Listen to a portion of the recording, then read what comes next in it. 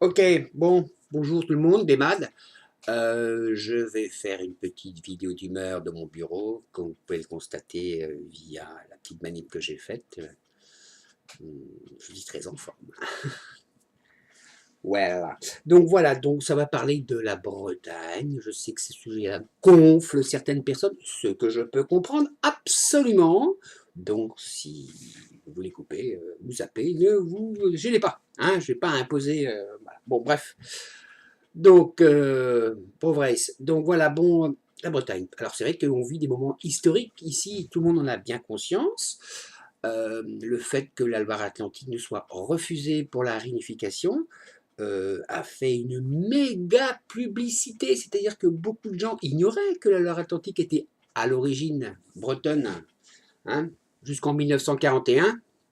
Hein. Dénazifions, hein, dénazifions la Loire-Atlantique, hein, rendons-la la Bretagne. Bon bref, ça c'est encore autre chose. Vichy, ça suffit. Donc bah, il est temps, effectivement, qu'on nous laisse faire un petit peu, quoi. Hein.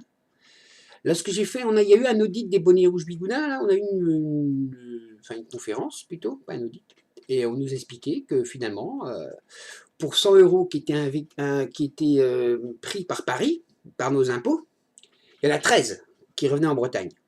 13. Ok. Donc voilà, quoi. Ça fait du 13%. C'est facile.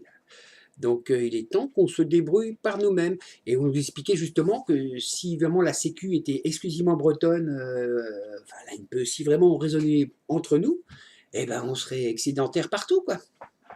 D'accord. Donc c'est Paris qui nous pompe. C'est aussi simple que ça.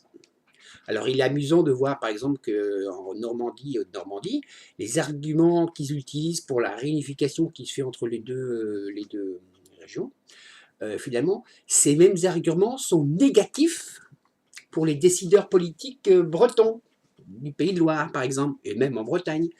Donc voilà, non mais bon, il faut arrêter de nous prendre pour des imbéciles, quoi. Hein. La question bretonne, il y a des gens qui l'ont étudiée, il y a des gens qui travaillent dessus depuis très longtemps. Il y a des demandes qui sont faites depuis très longtemps pour qu'on ait un référendum, justement, pour la Loire-Atlantique, qui est bretonne, ça c'est clair. Et le fait que justement des votations doivent s'organiser très bientôt, même s'il y en a certains qui sont contre, moi je trouve que c'est une bonne chose, parce que finalement ça fait un joli pied de nez, ou un comme ça, à la France, on disait, regardez, regardez donc la démocratie à la bretonne, qui s'organise elle-même, et vous, Français, vous êtes incapables de nous laisser décider par nous-mêmes. C'est affligeant, hein, mais c'est comme ça. Hein. Le centralisme, il est toujours là, il est toujours évident. Quoi. On ne peut pas décider par nous-mêmes. Les conseils régionaux ont très peu de pouvoir, ont très peu de finances, par rapport à des régions comme l'Écosse, par exemple. Hein, qui, mine de rien, l'Écosse, si elle n'a pas eu son indépendance, elle a quand même gagné parce qu'elle va avoir davantage de pouvoir décisionnaire et financier. Donc voilà. Alors, je ne sais pas si vous êtes au courant, mais à un moment, au niveau de Landerneau, il y a une centrale qui est montée, une centrale énergétique, je ne sais plus si c'est, je crois que c'est à gaz, si je me rappelle bien. Et une des solutions proposées par des opposants, des alternatives, c'était de tirer un câble entre la Bretagne et l'Irlande. Donc l'Irlande, finalement, a d'éolien. Hein. Nous, on aurait développé un peu d'éolien, ou d'hydrolien. Hein, et bref, on aurait fait comme ça un transit d'énergie, quoi. Le préfet de région, donc le gouverneur, clair, hein, le gouverneur de Bretagne a dit niet, même pas une enquête, on veut même pas le savoir.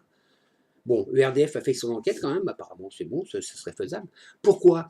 Parce que la France ne veut pas qu'on soit, ou plutôt veut qu'on reste rattaché à la France, sur tous les points de vue.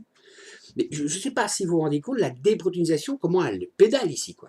Il n'y a pas que chez nous, parce qu'en Corse, ils ont eu des soucis là aussi récemment. Le préfet de, comment s'appelle, des Alpes-Maritimes a interdit pour le match Nice-Bastia, justement, les symboles corses, même les maillots, les t-shirts, les drapeaux. Voilà. Hein. Mais attends, réfléchissez, quoi. Donc, un pays, une langue, et après, c'est quoi? Un peuple, c'est ça? Ou une nation? Non, mais c'est. Hein. Et c'est limite, là. Hein. C'est vraiment limite, hein. Et ce sont des socialistes qui sont au pouvoir. Ah, excusez-moi, des sociolibéraux. Ce n'est pas la même chose. Donc voilà, de toute façon, ils vont se faire taper sur les doigts par Bruxelles, et puis là, on va rigoler. Alors autre chose, donc finalement donc les bonnets rouges, donc je fais modestement partie. Je sais, vous pensez que c'est pas bien, mais pensez ce que vous voulez, hein. Mais les bonnets rouges bretons ne sont pas les nouveaux bonnets rouges phrygiens français, hein. C'est pas ça, c'est pas la même chose, hein, attention. Alors je rappelle que finalement, pourquoi est-ce que l'extrême droite, en particulier le FN, a pité sa pile quand ils ont vu les bonnets rouges bretons? Il faut savoir que l'origine du club des Jacobins, en 1788, était à l'origine le club des Bretons. Voilà, donc ils ont dit, si les Bretons commencent à dérailler au niveau république, c'est que finalement, on revient. Ben non, c'est pas la même chose. Là maintenant, les bonnets rouges bretons résonnent Bretagne. Ça y est. De toute façon, la fissure est là, la fracture est là, on a un point BCDH. Par exemple, pour la carte de la justice de la Bretagne, moi j'avais été quelques années manifester justement pour qu'on reste dans l'entité géographique Bretagne historique. Ça s'est fait normalement, si je me rappelle bien. Ouais. Voilà, bon, il y a plein de trucs. Sur tous les points de vue, on attaque, on est attaqué. Donc qu'est-ce qu'on fait? On se défend. Donc pour les bonnets rouges, manifestation et rassemblement le 8 novembre à Morlaix, à Montrolès. Mais il n'y a pas que les bonnets rouges, il y a aussi Bretagne Réunie, il y a aussi Institut culturel de Bretagne, enfin divers organismes et tout. Ce sera comme Nantes un petit peu, quoi. À Morlaix, pas loin de Saint-Paul-de-Léon. Voilà, bon alors, donc voilà, bon, ça peut être sympathique. Moi, je ne sais pas si on sera à côté Saint-Martin-des-Champs ou bien à côté Morlaix, quoi. Il y a un grand, comment ça s'appelle, un grand viaduc, il y a plein de choses qui descendent, un grand drapeau breton peut-être dessus, on verra bien. Enfin bon, hein, ça risque d'être fun. Hein. Peut-être le train s'est coupé, hein. C'est la voie Brest-Rennes. Bon, bref, on verra. Hein, donc voilà, donc bah, ça bouge, hein, puisqu'on attaque le deuxième hiver. Là, on a fait un hiver de contestation. Et c'est vrai, je pense qu'en Bretagne, on a de l'avance par rapport au reste de la population française, qui n'ont pas réagi encore. Mais ça ne saurait tarder, vu l'emprise qui arrive et la ponction monétaire. Donc voilà, donc bah, c'est très bien. Bon, l'instant, je suis un peu disponible, donc je m'occupe plutôt de la partie information, contre-information, désinformation. J'avoue que j'aime bien ça. Est-ce que c'est artistique tout ça? Bah oui, pour moi, quelque part. Hein. Donc, création de toile, bah, pour l'instant, il n'y a pas, eu très peu, mais bon, voilà. Hein, il faut savoir définir ses priorités, et je pense que ce moment étant historique, il faut y aller, mais avec le cœur. Hein. C'est ça le truc. Je ne parle pas du cœur des chouans avec la croix catholique dessus. Stop, arrêtez, arrêtez. Ah, ça, c'est terrible aussi. On nous rajoute toujours, ouais, la Bretagne, c'est une crise identitaire, c'est mené par l'extrême droite, gna gna gna. Alors on nous agite toujours la vieille marionnette, vous savez, des pantins, là, des mecs qui ont été des Bresata ou qui sont partis avec les fascistes allemands, les nazis allemands, quoi. Ouais. Bon, alors moi j'ai une vidéo que j'ai trouvée là qu'on m'a fait parvenir. En 1938, il y avait le Parti communiste qui a fait une descente en Bretagne et il chantait l'International en breton. Ah ouais, ouais, non, mais c'est terrible, quoi. Donc, quand tu vois les positions actuelles du Front de gauche, par exemple, ou du Parti communiste qui est très jacobin, qui ne supporte pas que justement les minorités s'expriment, ben, il y a eu du changement. Hein. Voilà, voilà. Donc, voilà. Vichy, c'est fini à cette époque-là, mais bon, on nous a dit toujours, ouh, c'est pas bien, c'est pas bien. Regardez, le drapeau breton, c'est un drapeau fasciste au départ. Regardez, ben alors, le drapeau français, c'est pas un drapeau fasciste, peut-être? Hein? Quand il était dans les colonies, il n'était pas fasciste, le drapeau français? Hein, sous Pétain, il n'était pas fasciste, le drapeau français. Et, hein, d'accord. Un drapeau, c'est un drapeau, hein, je veux dire.